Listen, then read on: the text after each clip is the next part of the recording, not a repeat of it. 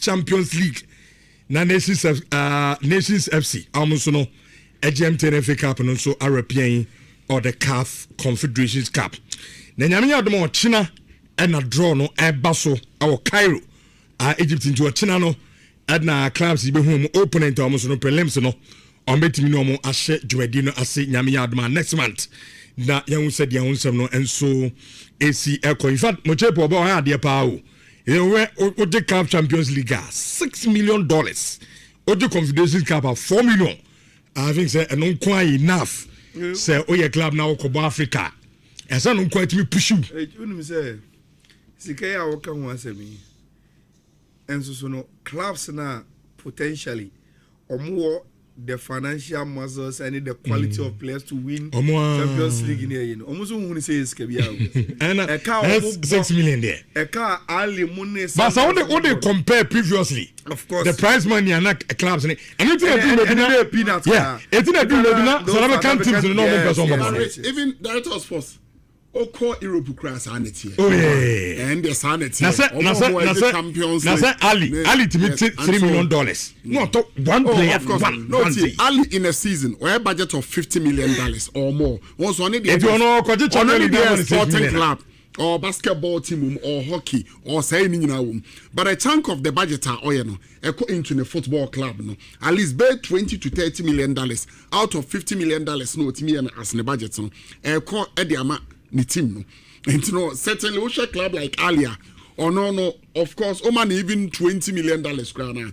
Or no, I appreciate that man.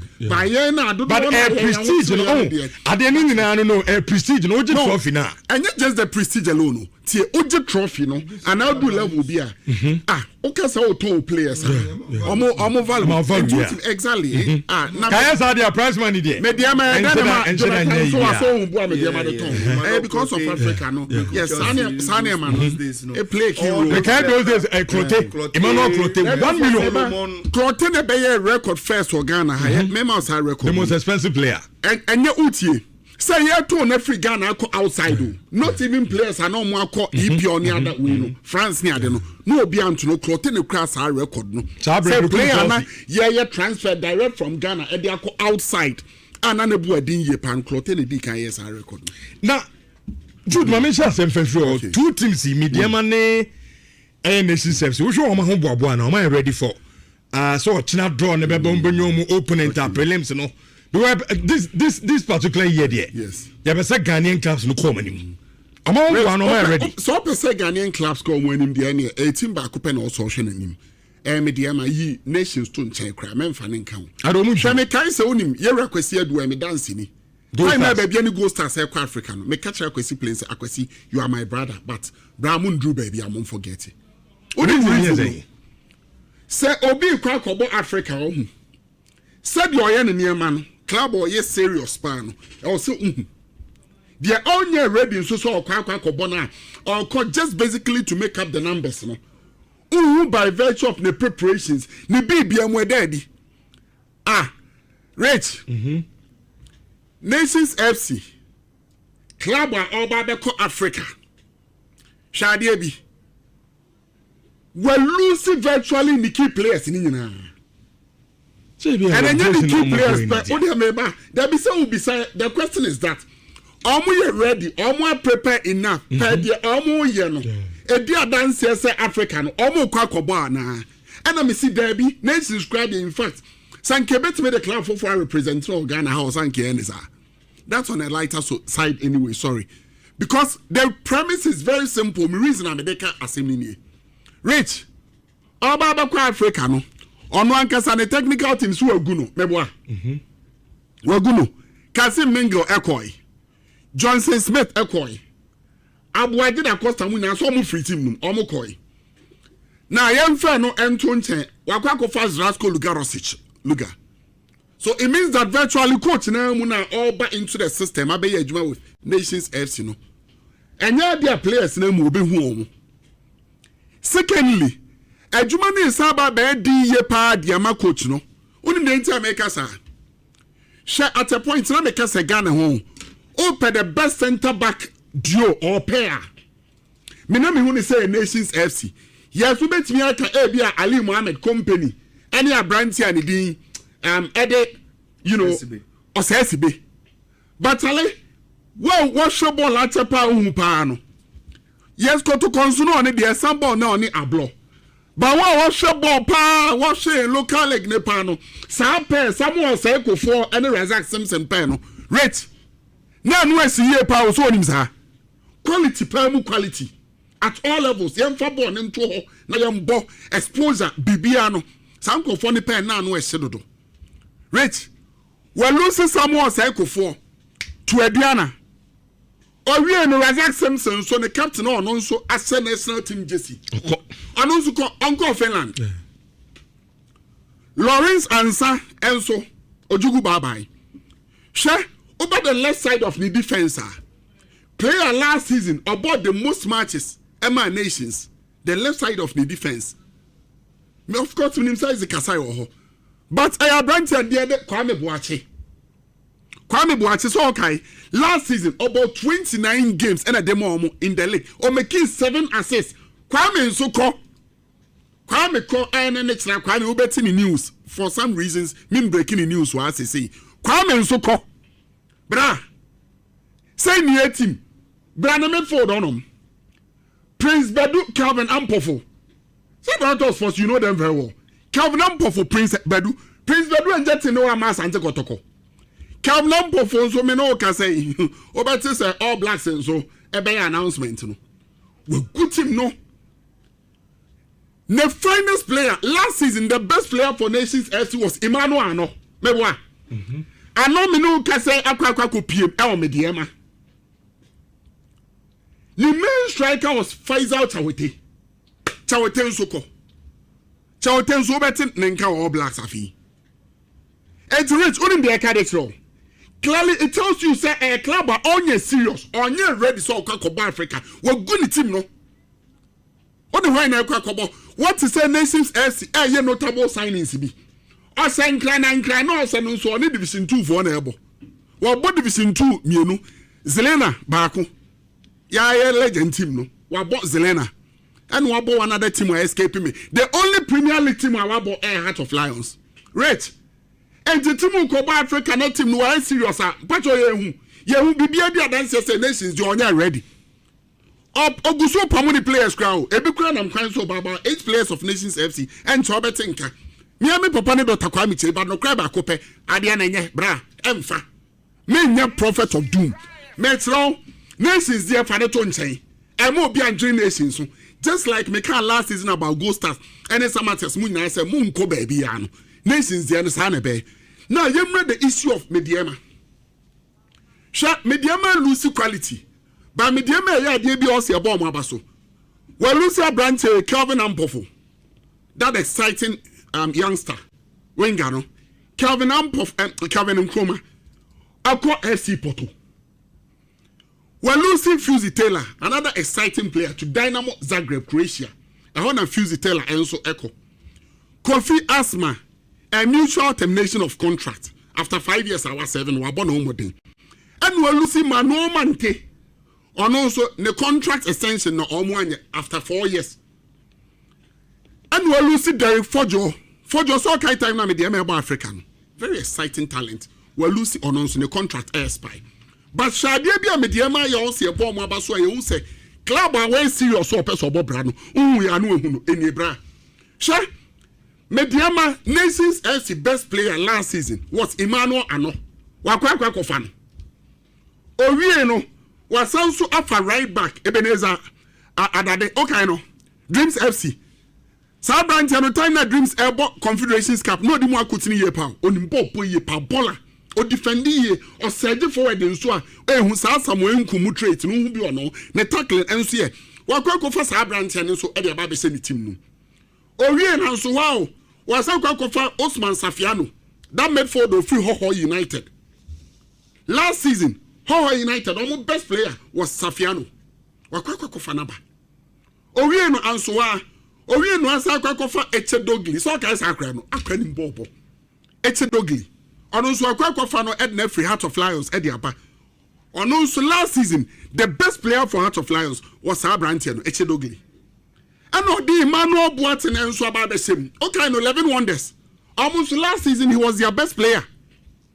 So clearly, it tells you, say, yes, we lose quality, we lose a lot of quality, but I say replace it with quality. And you can say, oh, funnel on that score.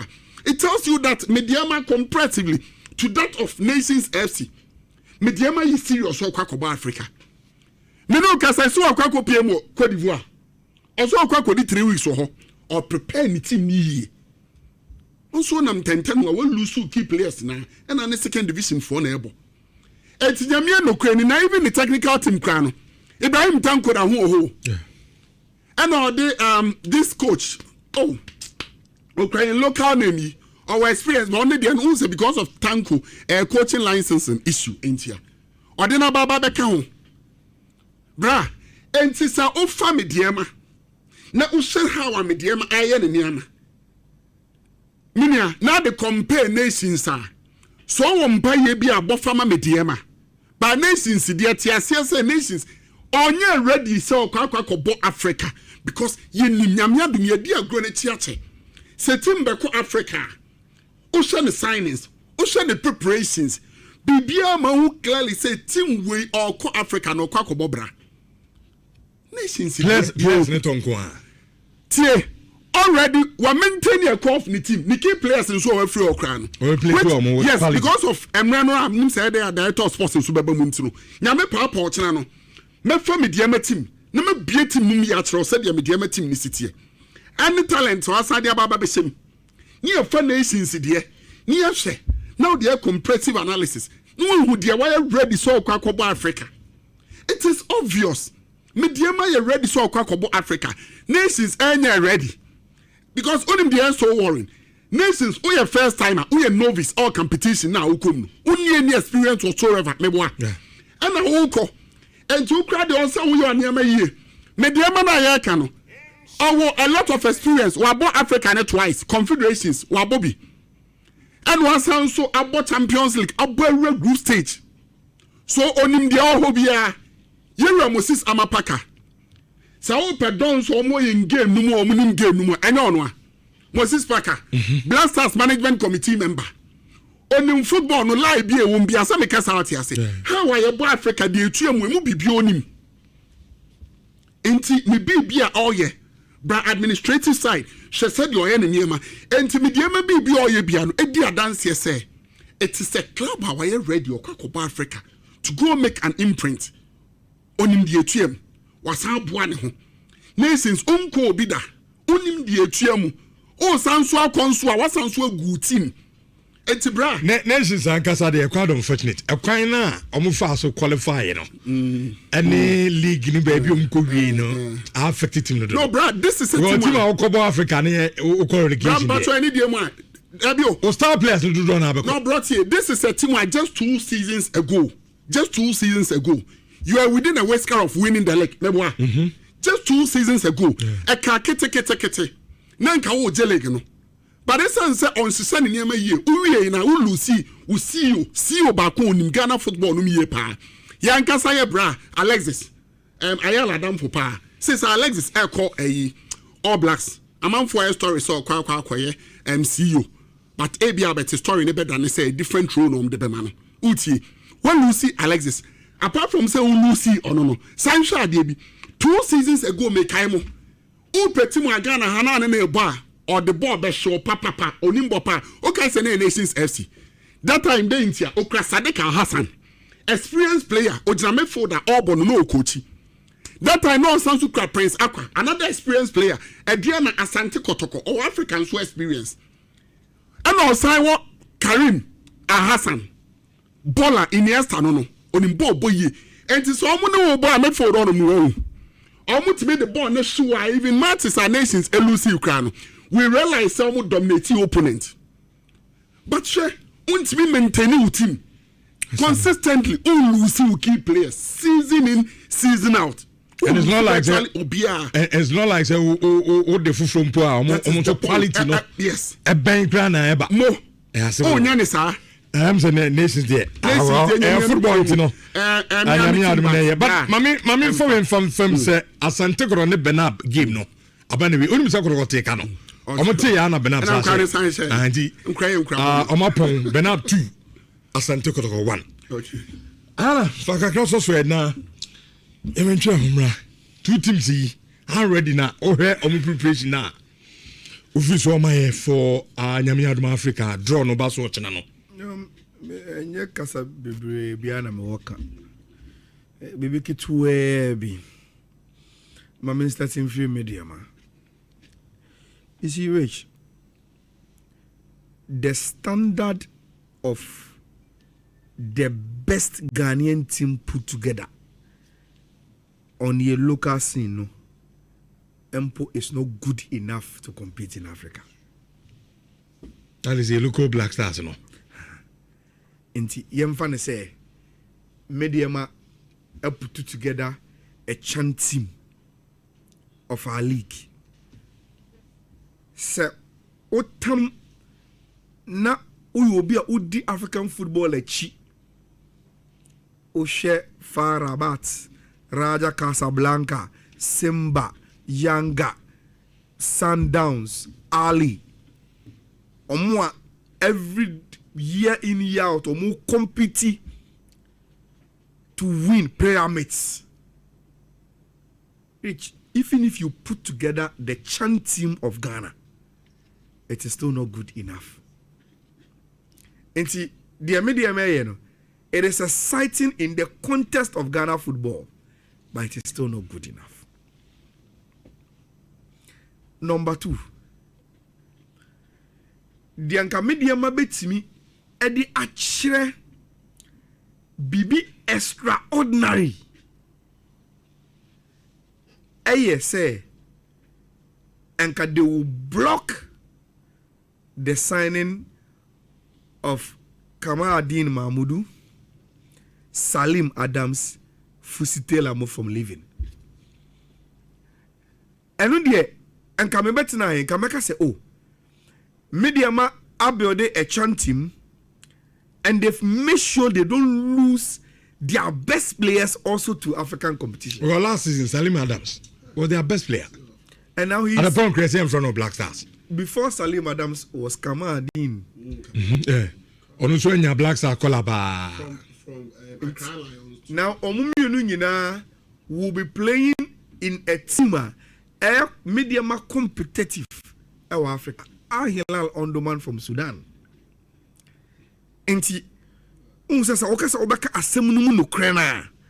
The media nobody say they are not doing anything. They are doing wonderful job. On the Ghanaian football contest in there, they are putting together a childlike team. That is what they are doing. But no krena say the moment you go beyond Ghana football contest, the truth of the matter no say they've lost their best players to competition on the African continent. In this media man even though what a shadow glimmer baby shame fin or what Lucy Fuzzy Taylor and Salim. So Salim will boy tia media man. Sam Kamaldeen Mahmoud El boy tia media man. You can't eat your cake and have it. And see, that is the level. Rich, the Ankamidiame, me, I always want to look at the bigger picture. Can they sustain this level? No? Go and play Africa. Maybe they have a plan. Add value to players you most see. Increase the commercialization around the club. And go face money, sponsorship no money. The yen afiano a one step. You could second stepper. You better catch him so. $700,000 ah. You could pin by and you say no. You need 500,000 ah.